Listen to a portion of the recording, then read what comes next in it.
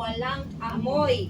Okay? Kasi kung may amoy yung kakapit po doon sa gatas, magde-delicate baby. Okay? So, maa-alter yung lasa ng milk. Okay? So, dapat unscented. Hindi naman kailangan joy. So, marami pa pong brand. Okay, so yun, unscented soap.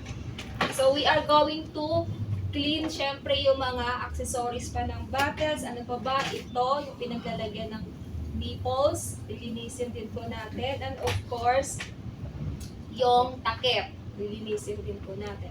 So, after that, we are going to rinse it to a faucet or sa running water then. Okay, after rinsing it, we are going to sterilize the bottle. So sabi ko nga, there are 3 types of bottle sterilization. Pero alam ko dun sa module parang 4 yung nandun.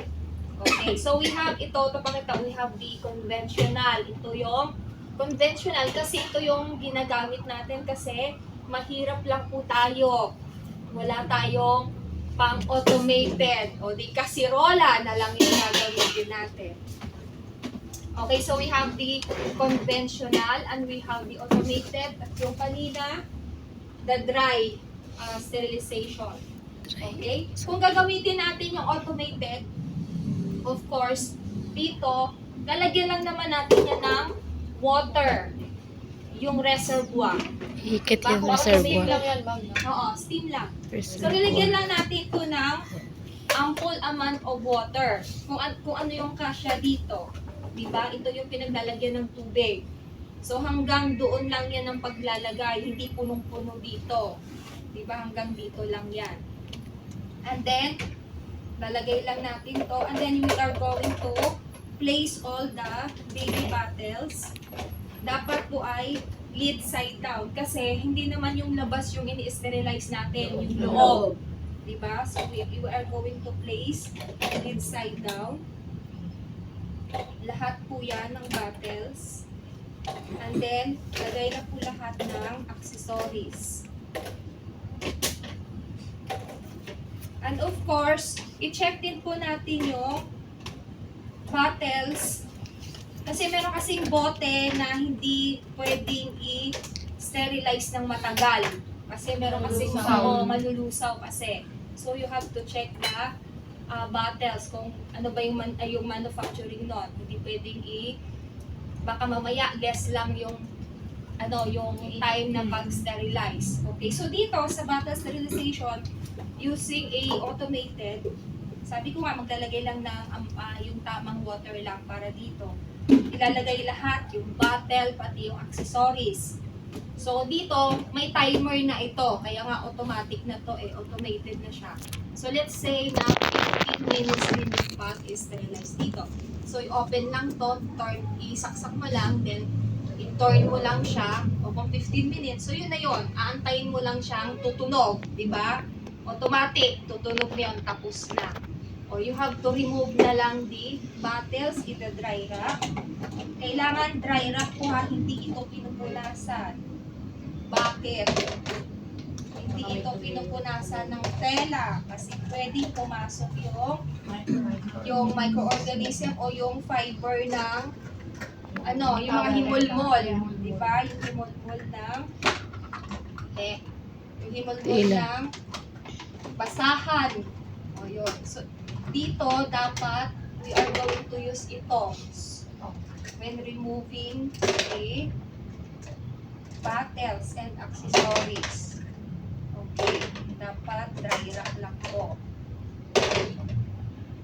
Pag conventional naman,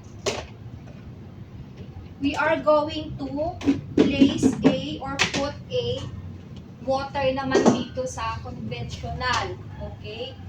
Kung hanggang kung gusto mong kalahating kasirola, pwede rin. Okay. So, as long as pag nag-boil na yung water, saka mo ilalagay yung mga baby bottles. So, baby bottles muna. Lid side down ulit. Kasi nga, yung ini-sterilize natin yung loob, hindi naman yung labas. Okay? Yan. So, baby bottles muna. Mag-uumpisa lang po tayo mag-time dito pag nagkulo na. Okay. Ilang minuto tayo magpapasterilize ng bote lang mismo. Nasa module, okay? We are going to sterilize the bottle for 5 to 8 minutes. Okay? That is the starting point is the umpisa ng pagkulo ha ng water sa nilalagay yung bote. Okay? So, pagkalagay, magta-time tayo ng 5 to 8 minutes. Magta-8 minutes na. Place all the accessories na po. Accessories. And then, we are going to wait also for 7 minutes. Oo. Kaya, eksakto 15 minutes yung pagpa-sterilize nito. So, bakit hindi na natin sinama yung mga accessories, yung bottle lang muna? Kasi, yung meron kasi mga nipples na madaling masira o ma-worn agad. Diba? Matunaw sila agad. Okay, so after that, after 15 minutes of using a conventional bottle sterilization, of course, you have to turn off the stove. O baka mamaya nakalimutan i-turn off. You are going to remove the bottle. Sabi ko nga, ita-dry rack lang po. Ayun, dry rack lang natin. Excuse me. The bottle sa dry rack, yan natin mag-dry. Okay. I am going to get the baby sa cradle. Sa cradle. Yan. Okay. So, may dalawang klase kasing nakahiga dito. Ito, newborn talaga ito. Namumudla. Putlang-putla talaga ito, si newborn. Lalabas ng mata. Tabi tayo. Okay, so meron kasi dalawang baby dito. Ito, newborn talaga ito. Kasi pag napansinin nyo, yung itsura niya talaga, di ba, ang newborn, they have a puffy eyes. Yeah. Di ba, parang namamaga yung mata. O, tsaka laging nakapikit talaga yan. Ito, bakit nakangiti? So, ibig sabihin, mga nasa ilang buwan na to, mga 3 months. 3 months na siya. Ayan. Sabi niya, makikihiga lang daw na siya dito. O, diyan ka lang. Yung kambal mo lang doon, walang damit. Okay. So, when you are going to get the baby from the cradle, dapat, dahil newborn ito, Sa leeg. dapat alalayan yung pagkuha ng baby sa liig. Kasi Wait. ganon. Dapat close to you. Bakit close to you? Okay? Kasi iniisip ng bata o ng baby na he is what? Comfortable. Okay? Ayun. So, dapat close to you. Tsaka ang isa din po is for the safety of the baby. Okay? Hawakan mong maigi. Hindi ganon. Diba? Iba, isang kamay lang, ganyan. Dapat close to you, dalawang kamay.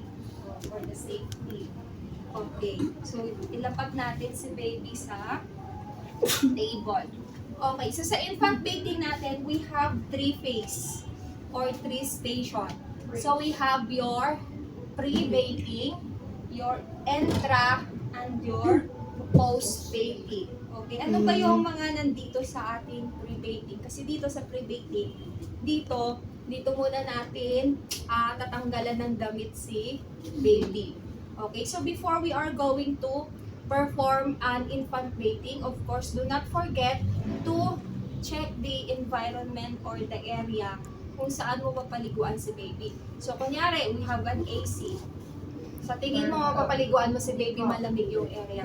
Close. Okay? Close. So, you have to manipulate first the area na parang hindi malamigan si baby. So, you have to turn the AC off mo muna yan. Okay? Ano pa ba? And of course, you are going to check, baka mamaya si baby ay kung may lagnat. Kung may lagnat si baby, of course, dahil ito ay newborn, so we are going to check the body temperature of the baby. Actually, this one is a tympanic thermometer. Okay, we are going to use the tympanic thermometer. Sa tenga po ito ginagamit. Okay? So we are going to check the temperature of the baby. So let's say that the normal body temperature is 36.4 to 37.4. Pero kasi kung ang baby, kasi sa newborn talaga normal yung 38 pagkalabas. Pero sa pag mga ano na, hindi na ganun ka, hindi na siya ganun kataas. So 36.4 to 37.4 yung normal range. Okay, so paano kung si baby ay mataas yung or elevated yung kanyang body temperature, let's say 38. Papaliguan ba natin si baby? Hindi. Paliguan. Pwede na naman, pero Punasan. mabilis lang paligo. Pero, Saglit. pwede natin siya, pwede tayong mag-perform ng tepid sponge bath. Punas. Okay, ano ba yung tepid sponge bath? Punas. Ano lang? Punas. Punas-punas lang, dampi-dampi lang tayo. Okay, dampi-dampi, ganun-ganun lang. Tipid Okay? sponge. So, hindi natin siya papaliguan dampi-dampi. Okay, ano pa ba yung mga factors na hindi natin pwedeng paliguan muna si baby aside from kung merong elevated yung kanyang body temperature? Siyempre, baka mamaya umiiyak si baby, huwag mo muna nating piliting paliguan. Baka mamaya may nararamdamang sakit. Okay, pag umiiyak, huwag muna nating paliguan. Or baka mamaya ang gutom yung baby. Ang bagong bakuna, hindi din po pwede. Bagong bakuna, I'm not sure lang. Pwede naman. Kasi ako bago Pwede naman. mag-bakuna, paliguan muna bago bakuna. Paligo, tapos painumin muna ng gamot, tapos bakuna. Bago Di ba nilalagyan nililiguan naman? Ayun, go ba? So, tignan muna natin, baka mamaya, or sabi ko, umiiyak, ano pa ba, gutom. Yan yung mga factors na hindi muna natin paliguan si baby. Okay, so ano pa? Because sabi ko, this is a newborn, you are going to check the umbilicus or the umbilical. Diba? O baka mamaya, yung puso niya ay fresh pa. Diba? Hindi pa pwede. May harap pa sa guti-gut Oo, sa yung- probinsya. Yung yung may nakaipit. Oo. Pero ngayon Pero wala yung na. big kiss kasi, it's not advisable na kasi Oo, wala mag-big na. kiss. Bawal. Hindi na allow sa hospital. Bawal. Pinagbabawal nila, pinapatanggal nila pag may nakikita silang big kiss dyan. Yung ginagano kasi sabi daw, para daw sumeksi yung hindi pala totoo yun. Oo. Hindi pala siya totoo. Ayan, so we are going to check the umbilicus kung fresh pa ba or tuyo na or natanggal na siya. Okay? Kung meron pa, hindi rin natin siya pwedeng basain. Kasi mag-accumulate lang ng water. So siya, magbabasaan din, magkakaroon pa ng infection. Okay? So hindi natin pwedeng paliguan pag basa pa yung or nandun pa yung umbilicus. Okay? Ayan. So after that, kung wala naman, pwede na natin paliguan si baby kung normal yung body temperature, kung wala na siya umbilicus. Okay, so first is remove the swaddle. Swaddle po ang tawag dito So remove mo natin yung swaddle. Remove the swaddle. Ay, wala ka ng mga Saan yung mga... Okay. So sa atin kasi, bago natin paliguan yung baby, naglalagay pa tayo ng mga baby oils. Oo, kasi nga dito sa makalamigin, ganyan. So that's optional. Pwede namang hindi, pwede namang pwede. O manzanilla. Alam ko, after paliguan, alam ko manzanilla. Mabango yun, yung manzanilla. Okay, so that's optional po ito Optional naman. Pwede namang hindi mo gagamitin. Okay, so after removing I forgot pala. So, sa pre-bathing, dapat, alam niyo kung ano nakalagay dito. Pwedeng optional ito, baby oil, the tympanic thermometer, the Q-tips, okay? And the, for the oral hygiene of the baby. Pwede din naman, kung wala kang, silicone brush, pwede din naman tela or yung goose, yung goose, pwede naman. Or yung pinakatulo nitong, towel, basta manipis lang. Pwede siyang pang linis ng bibig o ng dila ni baby. Okay, so after removing the swaddle, remove the bonnet. Kasi yung una-una muna nating papaliguan is the head. Okay? Head muna tayo. And of course, bago natin paliguan si baby, we are going to check the water. O, check muna natin yung water kung warm. Okay? Hindi naman natin paliguan pa mamaya, sobrang init ng tubig. Napaso. O, napaso, naluto yung baby mo. Okay? So, how will you going to test, how are you going to test the temperature of the water? Pwede din thermometer. Kung wala ka nun, pwede naman yung skin. Okay? Pero hindi yung kamay. Okay? Siko dapat kasi medyo manipis yung siko. Okay? So, we are going to test the water. O kung sa tingin mo ay hindi siya masyado mainit. Warm lang. Warm lang. Okay, so papaliguan na natin si baby. So, get the baby from the pre-baby. Dapat ganito ang pagkuha. And then, igagano natin si baby. Dapat yung paghawak naka-football hold. Ganito. Yung paa, dapat iipitin natin ganyan. And then, yung kamay po, your middle finger and your thumb is dapat nakalaksa. Dapat nakaganon yung tenga ng baby. Oh. Iko-close mo. Para pasukan ng tubig. Oo, para hindi pasukan ng tubig. Nakasulog yun. Para hindi mapasukan ng water. Kasi pag napasukan ng water, pwede magkaroon ng ear infection, and then it will lead to a otitis media. Okay, so yun. We are going to use a prepared shampoo or prepared soap ni Mami. Okay, kung anong gusto niya. Gusto ko itong brand. Ito yung gusto ko. Cetaphil. Yun. Yan, social. May yamanin. Siyempre, mayaman. May sige. Yun. Okay, so we are going to wash first the head. Okay? And then, after pouring a water, we are going the shampoo or the soap. Kunyari, nagkuha na ako. And then, we are going to lather the soap sa head ni baby. Okay? We can also use a towel. Kasi may sides kasi yung towel natin. We have a soft side and the rough side. Okay? Yung rough side yung gagamitin natin to remove the dito?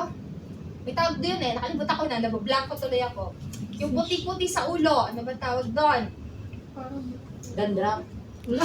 Yes, oo. Nakalimutan ko na. Si Borek. Parang dandruff. Oo. Kasi may puti-puti talaga. Okay. Seborrheic dermatitis po yung tawag doon.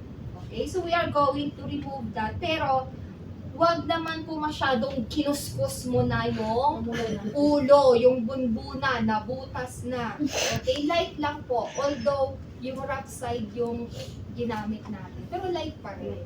Okay? Kasi di naman talaga natin kukuskusin yun. Okay, just to remove lang yung kunti lang. Ganyan, to remove lang. Okay, so after doing that, rinse the head.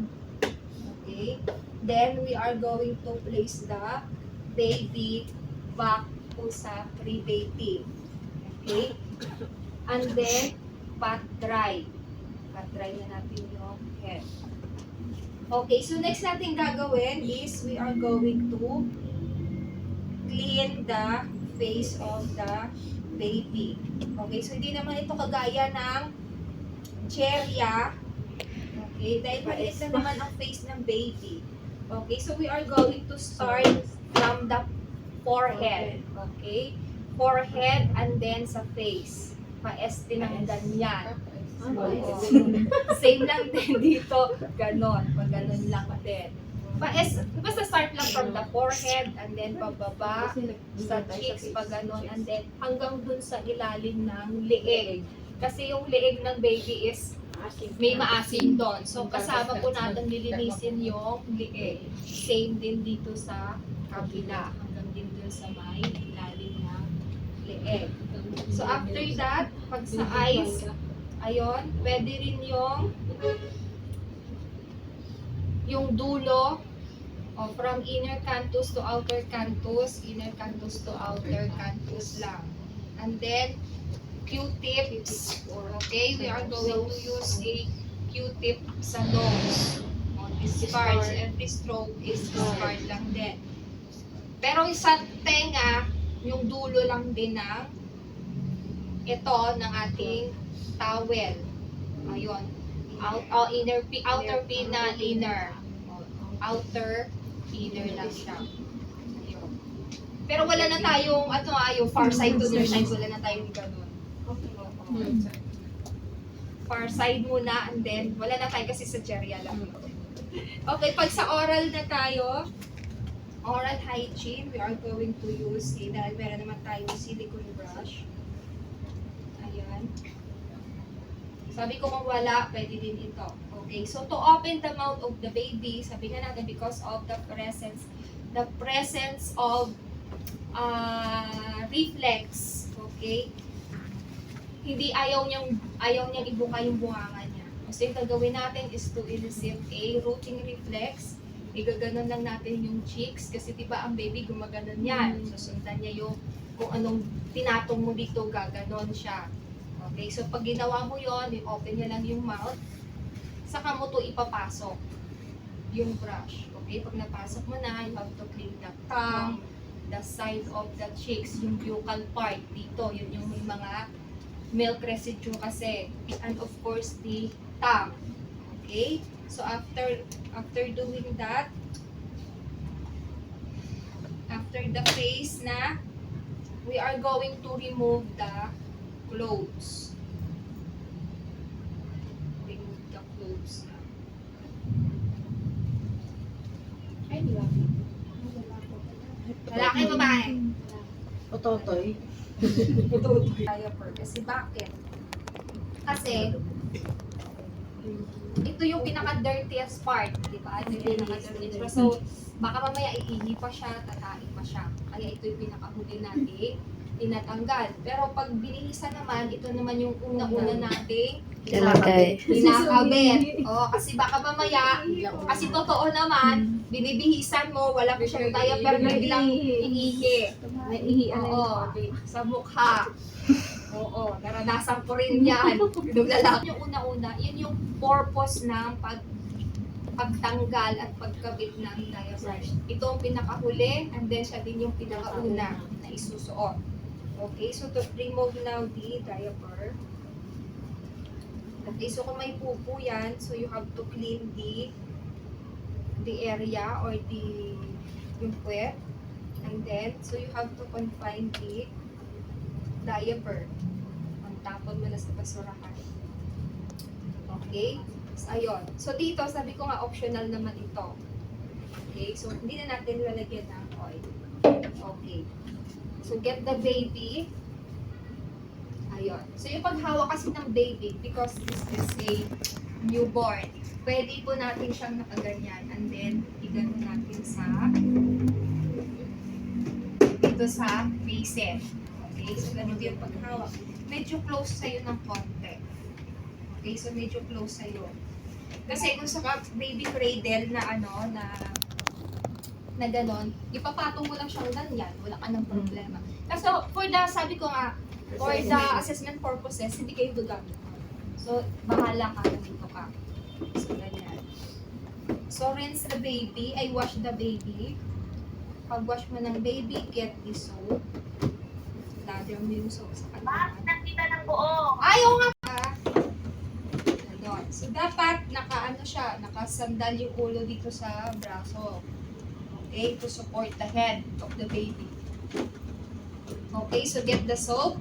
And then, lather mo yung soap sa buong katawan ni baby. And then, if you want to use towel. Ayan, to remove all the asim-asim. Okay, kasi may mga, kung tingnan niya, di ba may mga sila creases? Di ba may mga folds? Ayun, so dapat, oo. Bango nun sa paa. Ha? Sa kamay. Sa kamay. Ayun, so, sasabunan natin yan. Okay? Kung lalaki yung lalaki na ito, o lalaki yung baby, so, lilinisin natin yung scrotum. Yan.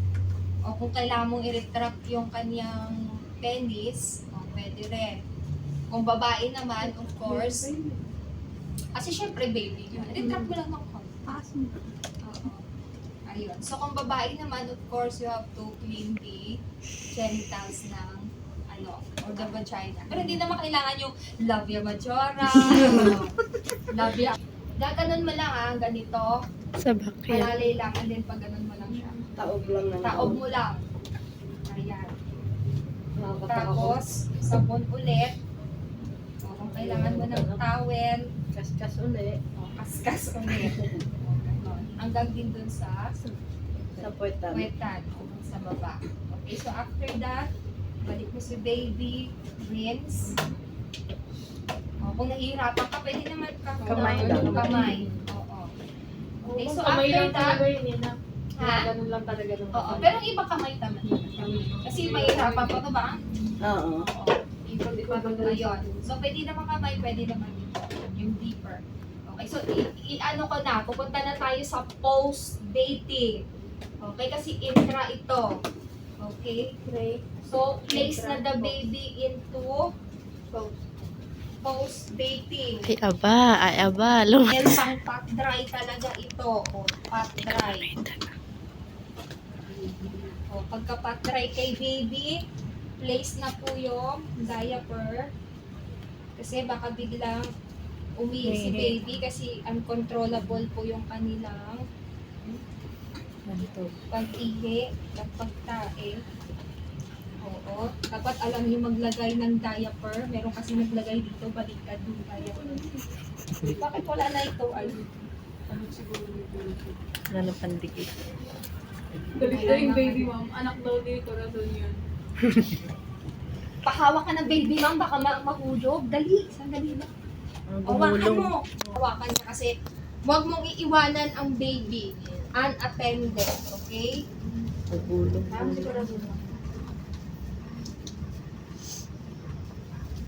Unattended. Huwag mong iiwanan ng unattended. Walang kasama kasi pwede madisgrasya. Nako, papalitan mo yung kanilang baby. Okay lang sana kung pogi yung tatay. Ito yung amo din ng papagawain. Oo nga. Ilalagay na natin po yung bonnet. Bonnet. Kasi nga, mabilis mag-dissipate yung body temperature ni baby. So, dapat yung fontanelles niya ay lagyan na natin na bonnet ito. Hindi pa rin nila nakikita. Oh. Kasi pag ganon. Lipat nga tayo sandali. Dito, hindi muna natin papalitan ng damit si baby. Alam mo kung bakit? Kasi, Tayo naman yung pambata. painumin muna natin ng vitamins or kung meron siyang medication na tinitake. Okay? So, bakit hindi muna natin bibihisan si baby? Bakit kailangan muna natin siyang kainin ng vitamins? Tama, kasi parang Kasi minsan ma'am hindi niluluwa yung kasi niluluwa nga. Okay, sige. So, you have to carry the baby when you are administering vitamins or meds. Okay, so dapat naka-upright ganito. Okay, upright position. And then, get the medicine or the vitamins. So, dapat, sabi ko nga, elicit a rooting reflex para to open the mouth. And then, you have to place the dropper at the side. Okay, sa side mo siyang ilalagay. Pag na pumasok na yung kalahati ng dropper, and then administer the vitamins. Okay, so after that, place the baby again sa post-bathing and then bibihisan na natin si baby. So dito naman, optional naman po dito yung paglalagay ng lotion ng pulbo. Okay, depende. Oh, yon. So optional nga yon. So depende naman yon. Pedya. Oo. Sinawit na ako. Okay. So bago yan, sabi ko nga, kung kailangan niya ng kung hindi pa dry yung umbilicus, pwede tayo maglagay ng cotton na may alcohol. Okay, para mabilis yung pag-dry ng pusod. Okay, so kung ano maglalagay tayo. O kung hindi naman, kung wala, o di wag na. Okay, so kung gusto mo mag-place ng lotion o maglagay ng lotion, pwede rin. Kasi it will helps the skin of the baby. Kasi ang baby kasi may mga dry skin kasi sila. Oo, kaya kailangan nila ng ma-moisturize yung skin. Okay? So yun. So there are different factors to dressing up a baby. So isa yung factor is the climate. Kasi syempre, kung mainit yung panahon, syempre yung ipapasuot mo sa bata, yung hindi rin mainit. O syempre, nakasando, or kung babae yan, nakaspaghetti, o, diba? O, nakatali-taling ganon, kasi pinapachub-chub mo pa. 1 month old pa lang ito, ma'am. Oo, 1 month old pa lang, nakachub na yung baby. Tapos, lalagyan pa ng isa sa factor na you are going to consider yung damit ng baby. Sabi ko nga, depende sa climate, kung mainit, kung malamig, o kung nasa abroad kayo, kung snow doon, o din, syempre, dadamitan mo ng warm. Okay? Ano pa ba? Syempre, isa mo sa i-consider is yung gender ng bata. Syempre, kung lalaki ito, pang lalaki din na damit ang ipapasuot mo. Kasi yung iba, lalaki ito, Naka-duster. pinapasuot, may duster. Pamangking ko, gaya ko sa kapatid ko, kaya tuloy yung anak niya, Joke lang. joke lang. Eh, totoo.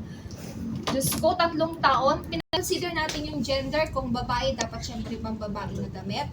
And then kung lalaki, pang lalaki din na damit. And then, yung isa din sa factor is na kailangan nyo i-consider kung toddler ito, syempre hayaan mong mamili yung bata kung gusto niyang isuot. Oo, syempre marunong niya yon.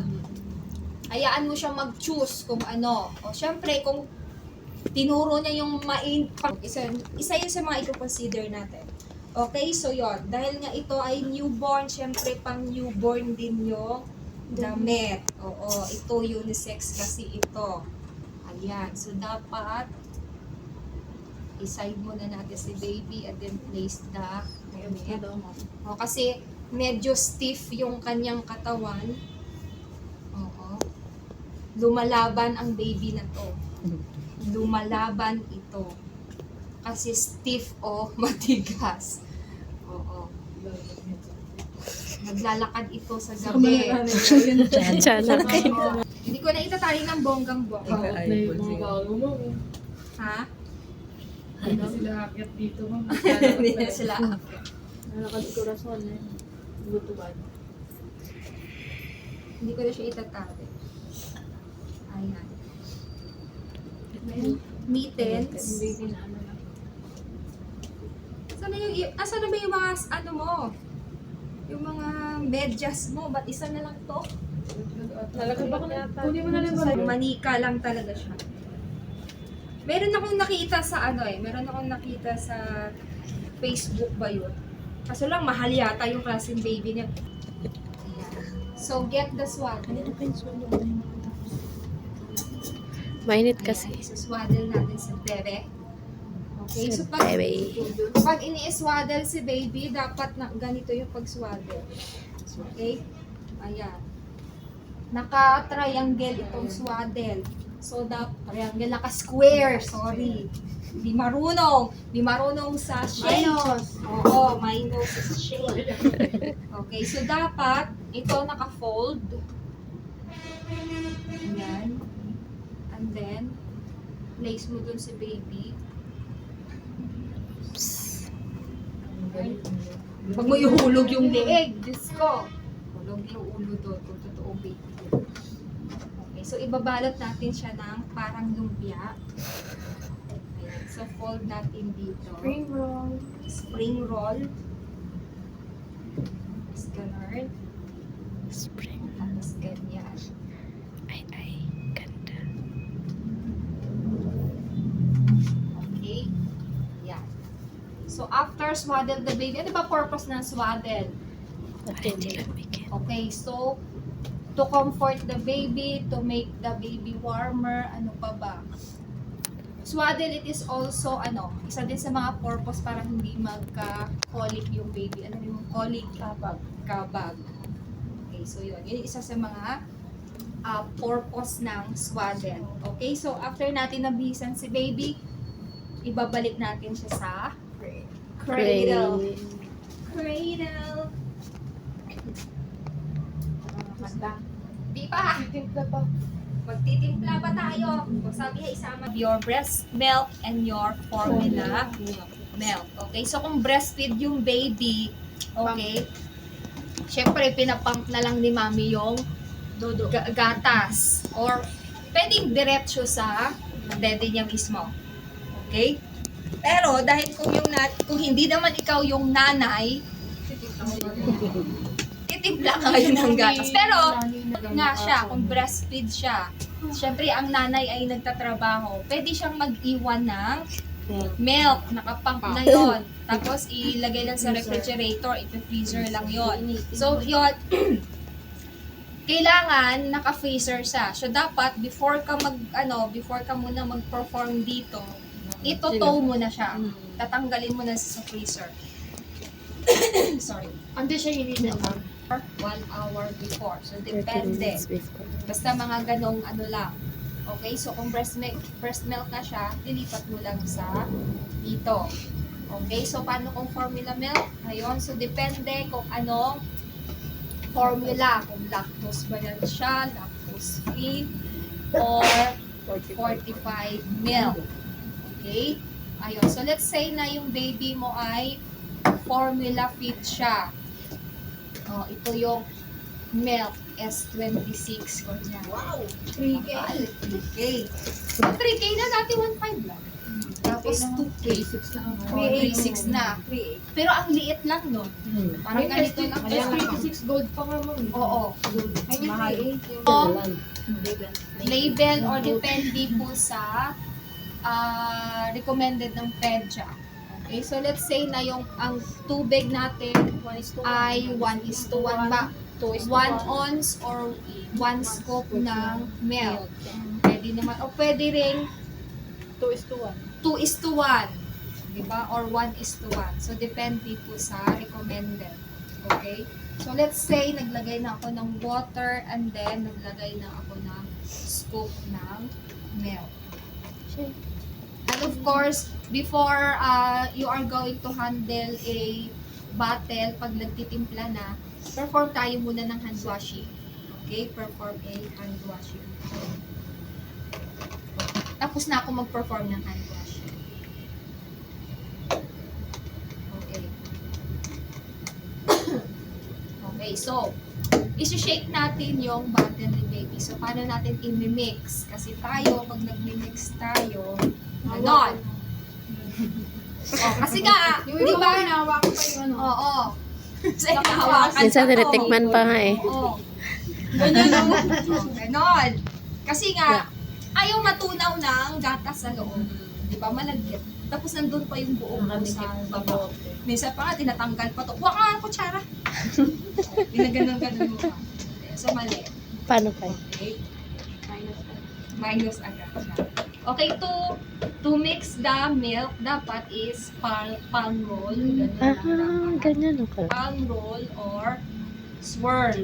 Ganun lang siya. Oo. Kaso ka na talaga hindi natatanggal. Ngayon ko lang nalaman. Swirl. Mahirap na mag-send. Palm roll. Pwede naman ganon. Sige. Hindi na mag-ano. Pero you have to leave the bottle for Papost ako sa a YouTube. 2 minutes. Just to let the bubble out na. Kasi kung hindi, magkakakabog kasi yung baby. Okay? So, get the baby sa kanyang hula o sa cradle. Dapat close to you. Close to you. And then, get a chair. Dapat pag nagpa-daddy ka, nakaupo ka dapat. Paano kung matagal mag-daddy? Ba't nakatayo kayo, di nakaganon ka lang? Kasi ikaw, yung tendency mo kasi, pag nagpa-daddy, nakatayo, sayaw-sayaw kayo. Para matulog na agad. Tapos inaalog ba? Hindi pa siya mag-birth nun mo pag makatulog. Okay, sige. Mamaya tayo sa birthday. Nakikita ba ako dyan? Hindi na ako nakikita. Oo. Ayun. Hindi, ma'am. Puno mo. Hindi pa, wait na. Okay, so you have to get a feeding lagay. Pero bib lang ito. Oo. So Feeding kasi lagay. medyo social kasi yung ID. Dapat is feeding lagay. Ano? Lagay. Basahin nyo na lang dun sa evaluation nyo. Nandun yun. Ayan. So you have to place the feeding lagay sa kanyang chest. Okay? Oo. Kasi Catch syempre your pag naglungad or niluwa niya yung milk, so meron tayo feeding lagay para magpunas. Feeding lagay. Para di mapunta dun sa damit. Okay, so Social get ba? the bottle and then feed the baby. Sabi ko nga para to open the mouth ng baby, so you have to elicit a rooting reflex again. Pag nag-open na yung mouth, dapat naka-upright position yan si baby. Hindi dapat nakaganon. Okay? Kasi pag medyo flat, so pwedeng mabilaukan yung baby. So dapat medyo upright position. Okay? So pag nag-open na yung mouth, after elicit a rooting reflex, and then place the nipple inside the mouth of the baby. Pag nasak niya na yung nipple, dapat naka-medyo upright din yung dede. Dapat punong-puno ito ng milk yung nipples. Kasi kasi nanonood tayo ng video. Hangin na pala yung nadidede ng anak mo. Ng alaga mo. So dapat punong-puno ito ng milk. Kasi para wala siyang madedeng hangin. Okay? So after feeding the baby, kunyari naubos niya na. Okay? So we have to wait for at least 3 to 5 minutes bago mo ipa-birth si baby. Okay. Kasi tayo, kakapadere pa lang, i-birth ko na agad. O di ang nangyari, niluwala. Hindi pa kasi nakakababa, mami eh. Oo, nandito pa lang, Tinaob mo na. mo na. O di niluwa niya lahat for 3 to 5 minutes. Birth the baby. Dapat sa shoulder mo siya ilalagay. Sa shoulder mo. And then, huwag po natin itapik ng gano'n ng malakas. Okay. Slight lang dapat. Na kumbaga parang minamassage mo pababa yung Sige, happy. milk. Pag ano. Oo. Hagod mo lang siya ng ganyan. Huwag gano'n. Kasi tayo ganyan. Tagal mo naman mag-burp. Oo. Naiinip ka na. Ayun. So, dapat medyo lang. Light tap lang. Parang inaano mo lang, nakagod mo lang yung back. Okay? So ito yung isa sa mga burping position. Okay? We also have another burping position. Pwede din po siyang prone position. Okay? Ipo-prone natin si baby. Ayan, ipo-prone lang natin. Tapos tap lang natin ng konti. Pwede rin, kung nakakaupo na yung baby, okay, kasi ito, newborn kasi. Ayan. Kung medyo nakakaupo na siya, pwede naman siyang naka-sitting position. Yung Kasi hindi siya nakakaupo. Pero kung nakakaupo, ayan, kasi sitting position natin. Okay, so that 3-way of birthing the baby. Okay, so after birthing, ilalagay na natin si baby sa cradle ulit kasi patutulugin na natin sa baby. Pero dapat pag nagpa-birth, nakalimutan ko pala, yung feeding layay, you can convert it to a birthing cloth. Kasi pwede ka kasi pag nagpa-birth ka, luluwa yun doon. O di pat ikaw basang-basa. Okay, so dapat ilalagay mo ito sa Okay, so after that, we are going to place the baby sa cradle. Pakiano nga. Yan, very good. Okay, sing. Matulugin na natin si baby. Sing na si ma'am. Ano, ma'am? Yes. Oo. Okay. So, because it is a infant, so we are going to sing a lullaby when we are going to put the baby to sleep. So, kaya nga natin, bakit lullaby? So, dapat kasi, pag kumanta tayo, or pag nagsing ng lullaby, dapat in a calmer voice. Hindi ko kaya yun. Calm voice. Dapat, Tulubol. buong words. Okay? Sabi mo din, Oo. Kasi kung kailangan Ayun, naging weird this na. is to enhance their creativity and their imagination. Lalo na pag kung ito ay toddler, so you have to